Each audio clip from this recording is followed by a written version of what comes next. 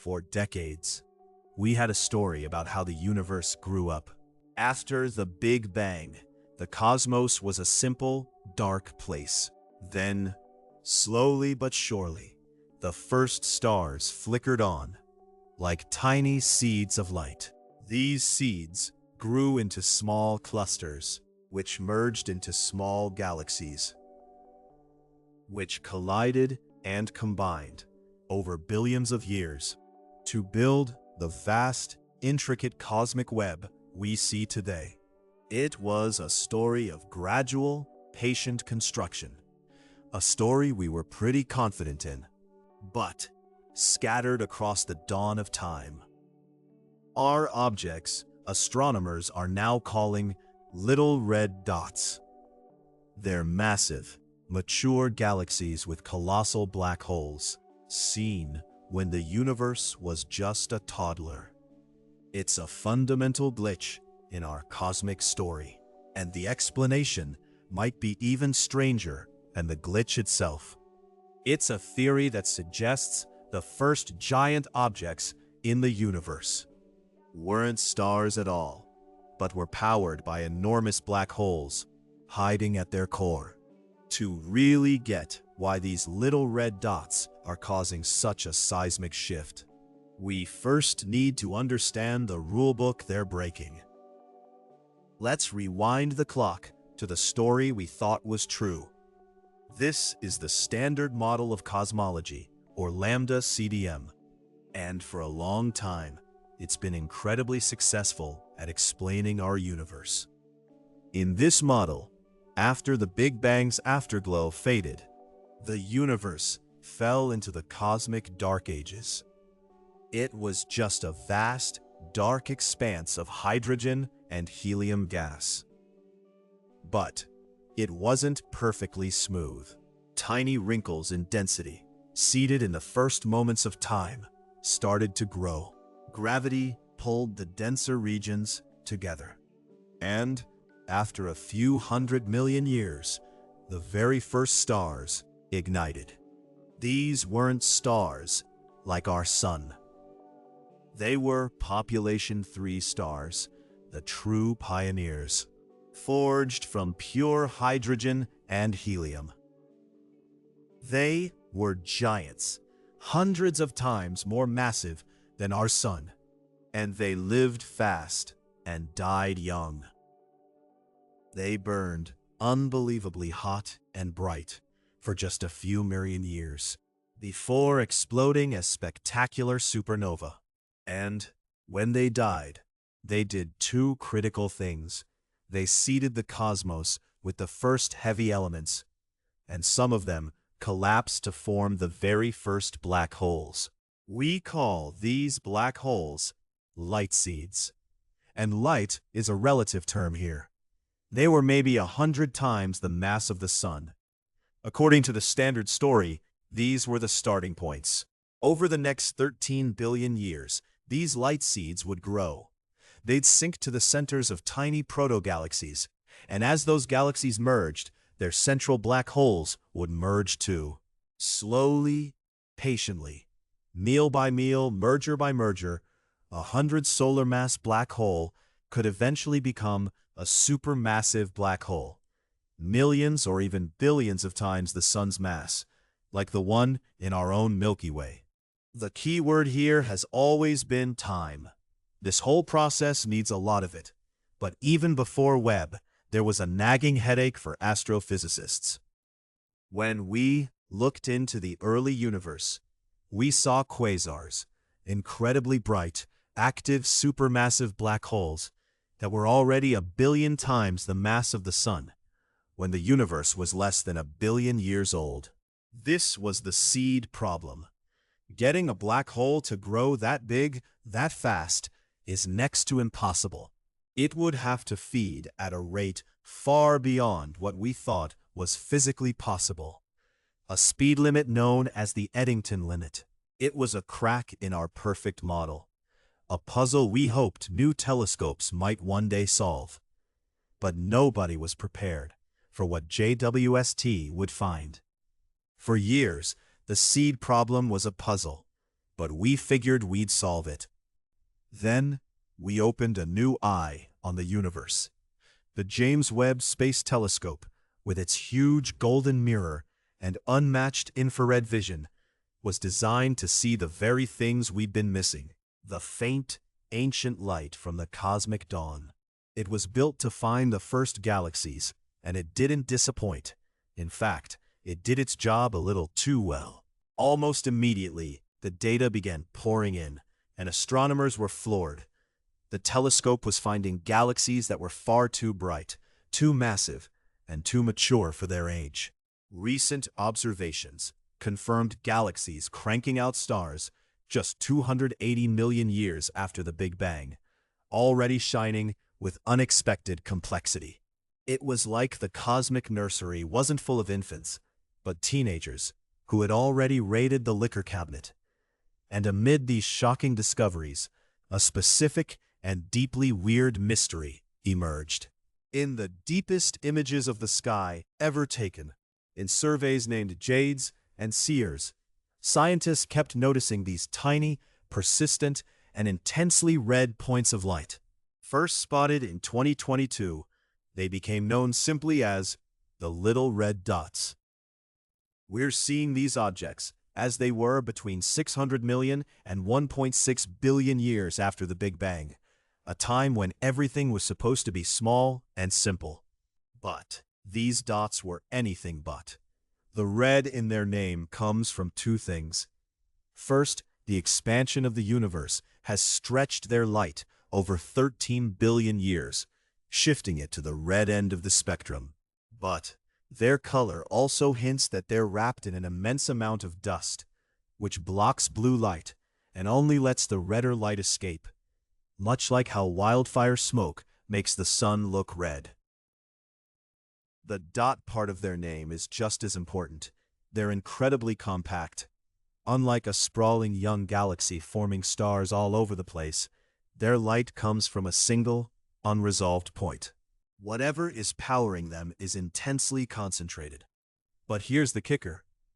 When astronomers analyzed the light from these dots, they found the unmistakable signature of a supermassive black hole actively feeding.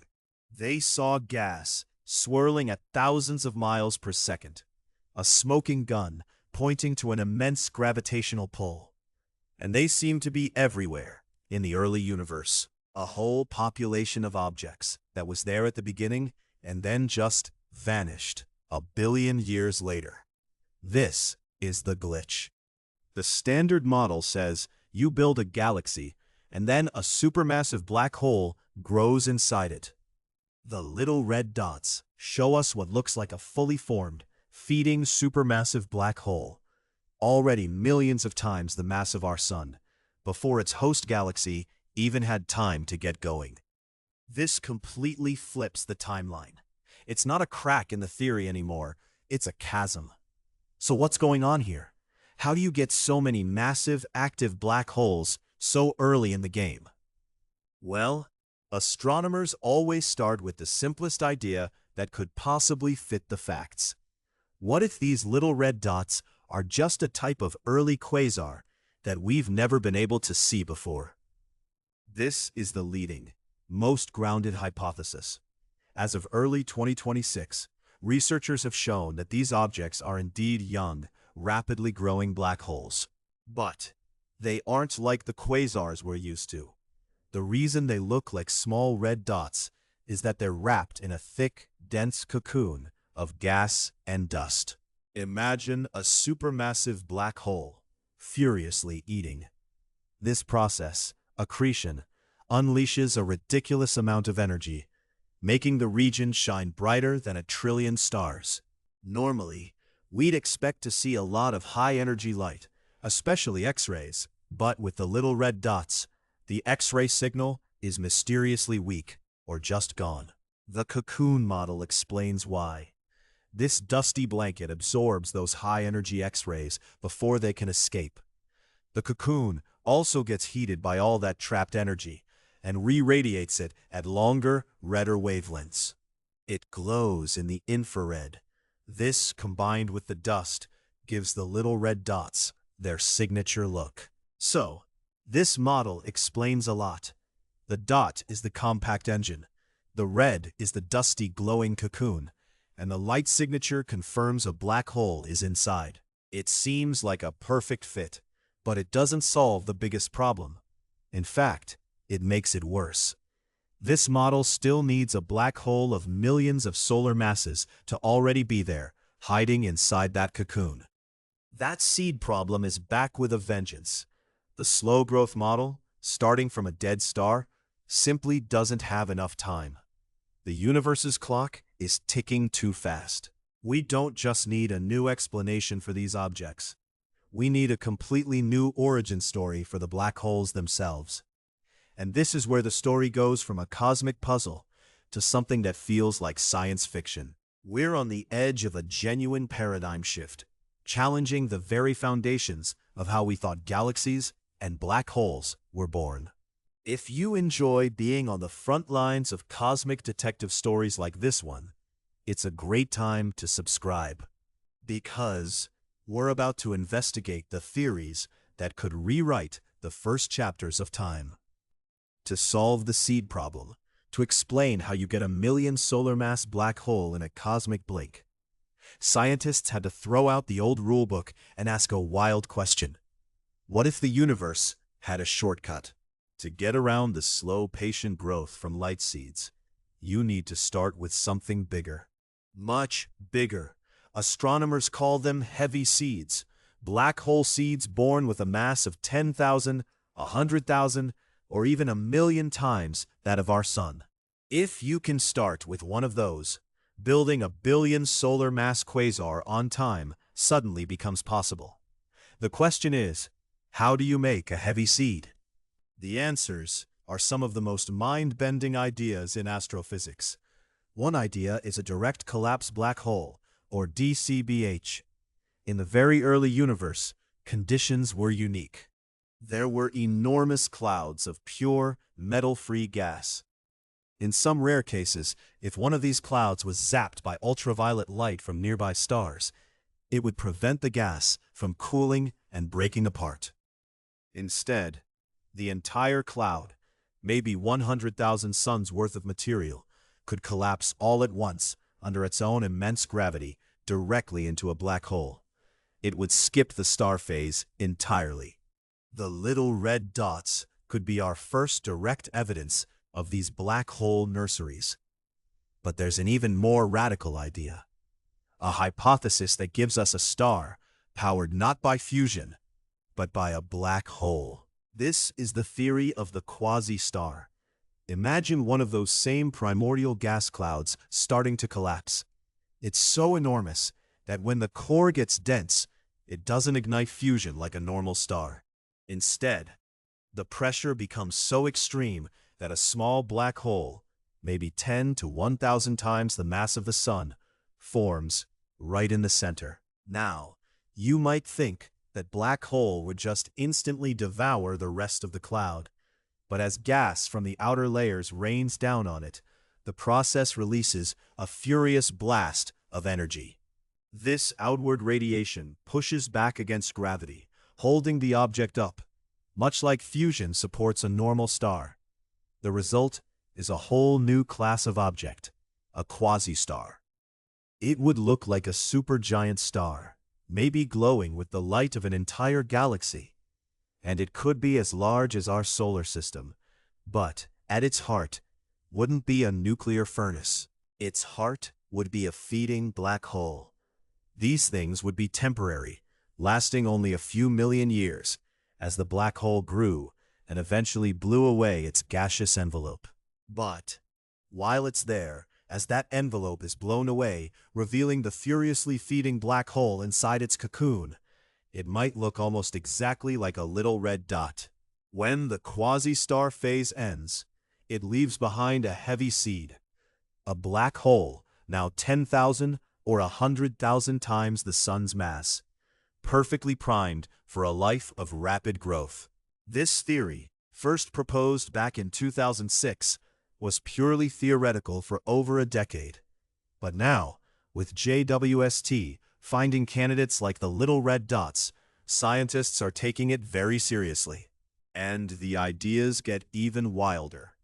From primordial stars that grew up to 1 million solar masses before collapsing, to dark stars powered not by fusion or accretion, but by the annihilation of dark matter in their cores. So, what does this all mean?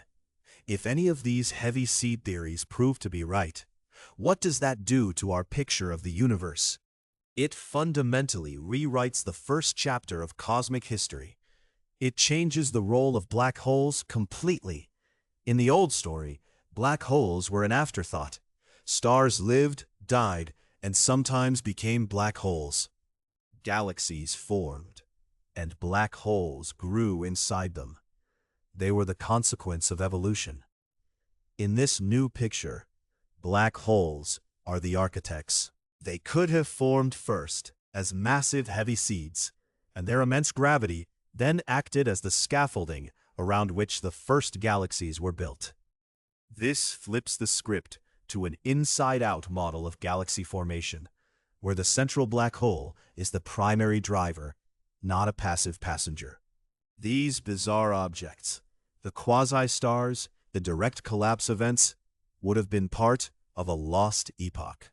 A violent, messy, and brief phase that happened only in that special window, a few 100 million years after the Big Bang, before the cosmos was seasoned with heavy elements. The pristine conditions they needed to form vanished pretty quickly. The little red dots, then, are our only direct window into this lost era. They are glowing fossils of the universe's true chaotic birth, pointing to a time when the rules of star formation were completely different. We started with a glitch in the universe, a collection of impossible objects that threw our best models into chaos. We investigated the conventional explanation and found that, while it explains what we see, it only deepens the mystery of how they got there. That forced us to explore the wild frontiers of astrophysics, with theories of stars powered by black holes and entire clouds collapsing into cosmic monsters. The truth is, we don't have the final answer yet. The study of little red dots is one of the hottest and fastest moving fields in astronomy today. Are they just a strange type of quasar? Are we seeing the final brilliant moments of a quasi-star's life? For now, there's no consensus. But this isn't the end of the story. It's the thrilling, confusing, and brilliant beginning of a new one. The James Webb Space Telescope has shown us that the early universe was far more chaotic and creative than we ever gave it credit for. The glitch in the universe, these strange little red dots, they aren't a mistake. They're a signpost pointing us toward a deeper, stranger, and far more magnificent cosmic truth than we ever imagined.